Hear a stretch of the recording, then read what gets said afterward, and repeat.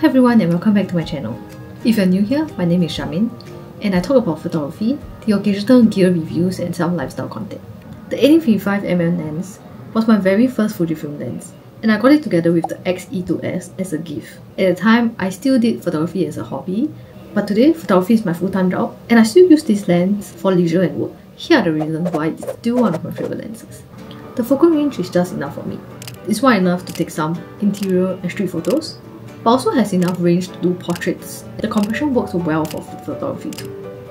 So it's the perfect all-rounder lens that can do almost anything, and if I could only bring one lens on the trip, this would be it.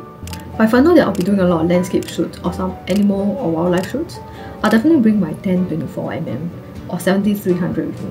Recently, because of YouTube, I've been filming a lot more videos and the 18-55 has proven to be a very versatile lens for video too.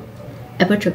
The 18-55mm lens has a maximum f-stop of f2.8 at 18mm and f4 at 55mm, which is pretty good for a kit lens. Although it isn't a bright lens compared to the 16-55, which has a fixed aperture of f2.8, it's acceptable when I'm just shooting for myself. Plus, I don't really mind grain in my photos, so using a high ISO is not really an issue for me. Even when I'm shooting for clients, there are certain types of shoots that don't require a wide aperture of f2.8. And usually those shoots are like photo shoots of a group of people outdoors where there's lots of sunlight. For those cases, I usually use an aperture of f4 and above. And when I'm shooting food, I don't really need a shallow depth of field because most of the time, clients want the food to be in focus. So I won't really be shooting at f2.8 unless I want to focus on the detail of the food and blur out everything else.